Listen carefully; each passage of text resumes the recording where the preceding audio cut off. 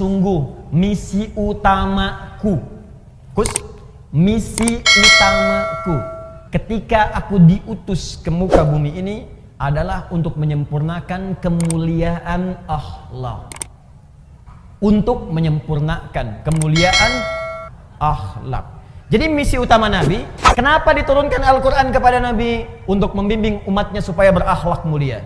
Kenapa Nabi menjelaskan lewat hadis? Supaya umatnya berakhlak mulia.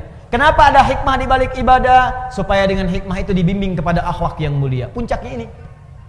Kalau ada orang jujur di bumi, umat Islam mesti lebih jujur. Kalau ada orang tawadhu di bumi, umat Islam mesti yang paling tawadhu. Kalau ada orang sabar di bumi, umat Islam mesti yang paling sabar. Kesempurnaan akhlak. Karena itu, perhatikan baik-baik.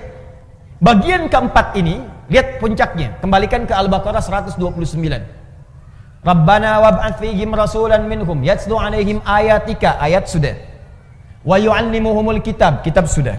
Wal hikmah, hikmah sudah. Yang keempat, wa yuzakkihim, dan menjadikan hati mereka bersih, suci.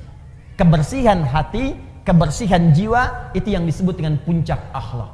Dalilnya, penegasannya di kitab Syu'abul Iman nomor hadis 2009 sampai 2010. Wa yuzakkihim, bersih jiwanya. Kalau jiwanya bersih, maka semua anggota tubuhnya pasti akan berbuat kebaikan. Perbuatan baik yang dikerjakan seluruh anggota tubuh itu yang disebut dengan akhlak namanya. Jelas sampai sini?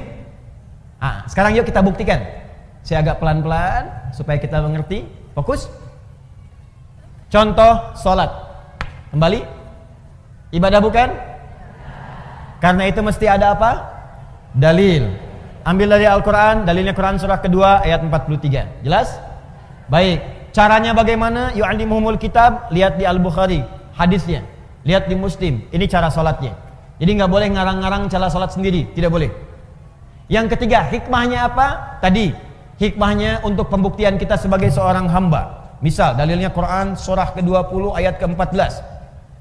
Hikmahnya apalagi tadi? Untuk mendatangkan kebahagiaan. Misal Quran surah ke-23 ayat 1 sampai 2. Qad aflahal mu'minun. Sungguh orang beriman akan menggenggam kebahagiaan dan kesuksesan.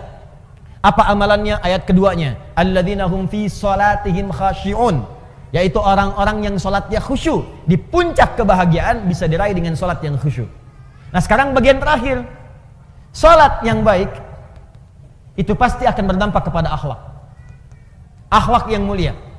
Maaf, mata orang yang sholat pasti baik. Telinga orang yang sholat pasti mendengar yang baik. Tangan orang yang sholat mengerjakan yang baik. Kaki orang yang sholat akan melangkah kepada yang baik. Apa dalil dari semua ini? Semua perbuatan ibadah puncak tertingginya akhlak.